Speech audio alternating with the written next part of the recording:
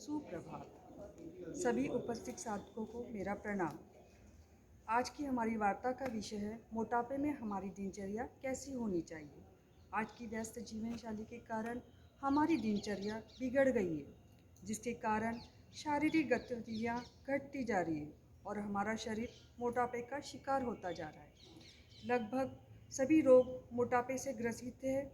ये एक आम समस्या बन गई है कि लोग मोटापे के कारणों को बिना समझे दवाइयाँ खाते हैं, डाइटिंग करते हैं, नतीजा मोटापा और बढ़ता या फिर अब कोई अन्य बीमारी से घिर जाते हैं। हम खाना तो खा रहे हैं, लेकिन उसे पचाने में शारीरिक श्रम नहीं कर रहे हैं, तो निश्चित रूप से मोटापे से ग्रसित होंगे। आजकल ना हम भोजन पर ध्यान दे रहे हैं, ना शारीरिक व्यायाम पर। जीवन नतीजा कैलोरी का इम्बैलेंस, जो मोटापे का मुख्य कारण है। इसके अलावा हार्मोन्स की कमी, अत्यधिक तनाव, शारीरिक निष्क्रियता, नींद की कमी, फास्ट फूड का सेवन, दवाइयों के साइड इफ़ेक्ट, जो भी मोटापा बढ़ता है और शरीर के अन्य रोगों से घिर जाता है, जैसे हाई बीपी, उच्च रक्तचाप, डायबिटीज़, मधुमेह, हार्ट डिजीज़, हृदय रोग। हमारे ऋषि मुनियों ने जो जल्दी सोने, जागने और आहार विहार की जो बातें बताई हैं, उसका समर्थन अब मेडिकल साइंस भी कर रहा है। हमारे शरीर का एक प्राकृतिक कालचक्र होता है, जिसे हम बायोलॉजिकल क्लॉक भी कह सकते हैं। शरीर में हर एक सेकंड में एक रासायनिक प्रक्रिया होती है। उसका नियंत्रण सुनियोजित ढंग से किया जाता है और उचित समय पर हर कार्य का संपादन किया जाता है। ये कार्य मस्तिष्क की पिनियल ग्रंथि द्वारा हार्मोन्स के माध्यम से किया जाता है। इसमें मेलाटोनिन और सेरोटोनिन मुख्य है, जिसका स्राव दिन रात के कालचक्र के आधार पर होता है। यदि हम अपनी दिनचर्या, खान पान तथा नींद को इस कालचक्र के अनुरूप नियमित करें, तो कई रोगों से रक्षा होती है और उत्तम स्वास्थ्य की प्राप्ति होती है। अंगों की सक्रियता अनुसार हमारी दिनचर्या कैसी होनी चाहिए? सुबह 3 से 5, ये समय ब्रह्म मुहूर्त का समय। इस समय हमारे फेफड़े, लंग्स सर्वाधिक सक्रिय रहते हैं।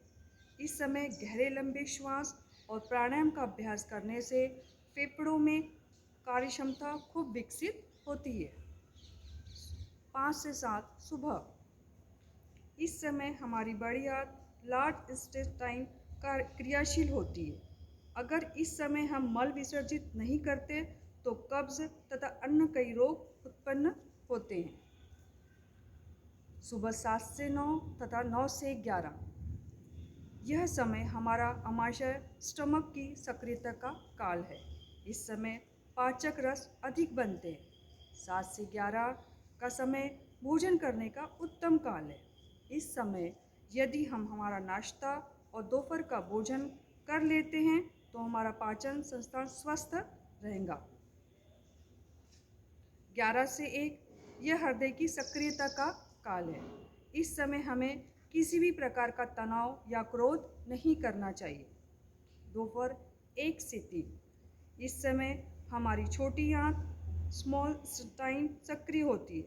इसका कार्य आहार से मिले पोषक तत्वों को अवशोषण करना तथा त्याज्य पदार्थ वेस्ट मटेरियल को बड़ी आंत की ओर ढकेलता है। इस समय अर्थात भोजन के 2 घंटे बाद थोड़ा थोड़ा पानी पीना चाहिए, जिससे वेस्ट मटेरियल को बड़ी आंत में ढकेलने में सहायता मिले। यदि इस समय हम सोते हैं या भोजन करते हैं, तो इस क्रिया में अवरोध होता है, नतीजा शरीर रोगी होता है। 3 से 5 व 5 से 7, ये काल मूत्राशय, यूरिन, ब्लैडर और गुर्दों, किडनी की सक्रियता का काल है। सुबह किए गए भोजन की पाचन क्रिया इस समय पूर्ण होती है, इसलिए शाम के समय हल्का और सुपाच्य भोजन ले। शाम 7 से 9, ये समय मस्तिष्क की सक्रियता का समय है। प्रातः काल के अलावा इस काल में पढ़ा हुआ अधिक याद रहता है। रिसर्च भी इस बात की पुष्टि करती है। वैसे भी शयन पूर्व स्वाध्याय हमारी संस्कृति का अभिन्न अंग है। रात्रि 9 से 11 इस समय जीवन शक्ति रीढ़ में होती है। इस समय पीठ के बल या बाई करवट पर विश्राम करने से स्पाइनल कॉर्ड रीढ़ की शक्ति ग्रहण करने में मदद मिलती है। इस समय की नींद सर्वाधिक विश्रांति प्रदान करती है और जागरण शरीर को थका देता है। रात्रि 9 के बाद पाचन संस्थान की अव्यय विश्रांति करते हैं। इस समय किया गया भोजन सुबह तक जठर में पड़ा रहता है, पचता नहीं है और उसके सड़ने से हानिकारक द्रव्य पैदा होते हैं।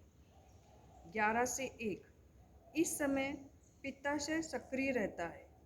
इसका जागरण पित्त को प्रकोपित करके अनिद्रा, सिरदर्द, पित्त विकार, मोटापा जैसे रोग उत्पन्न करता है। 1 से 3 इस समय यकृत यानी लीवर एक्टिव रहता है। लीवर शरीर की केमिकल फैक्ट्री है। शरीर में लगने वाले हर केमिकल्स का निर्माण इस समय होता है। अगर हम इस समय जाग रहे हैं तो केमिकल्स की पूर्ति में अवरोध उत्पन्न होकर पाचन तो बिगड़ता ही है, अन्य कई रोग भी उत्पन्न होते हैं। और कई छोटी छोटी बातों जो ध्यान में रखें। पानी घूट घूट कर पिए, जिससे लार पानी में मिक्स हो और पेट के एसिड को न्यूट्रलाइज करे। भोजन के बाद 10 से 15 मिनट वज्रासन में बैठे। हमारे सारे रोगों का कारण हमारी अस्त व्यस्त दिनचर्या ही है। अगर हम अपनी दिनचर्या हम जैविक काल चक्र के अनुसार रखेंगे तो शरीर के विभिन्न अंगों को सक्रियता का लाभ हमें ही मिलेगा। इस प्रकार थोड़ी सजगता हमें स्वस्थ जीवन की प्राप्ति देंगी। सोना, उठना, भोजन करना, ये सारी क्रियाएं तो हम प्रतिदिन करते ही हैं। बस सबका समय निश्चित करें। दिन की शुरुआत ब्रह्म मुहूर्त से करें। प्रतिदिन सूक्ष्म क्रियाएं, आसन, प्राणायाम, ध्यान का अभ्यास करें। अंत में बस मैं इतना ही करूँगी। Early to bed, early to rise makes man healthy and wise. मतलब जल्दी सोना, जल्दी उठना मनुष्य को स्वस्थ, धनवान और बुद्धिमान बनाता है। सभी का दिन शुभ हो। धन्यवाद।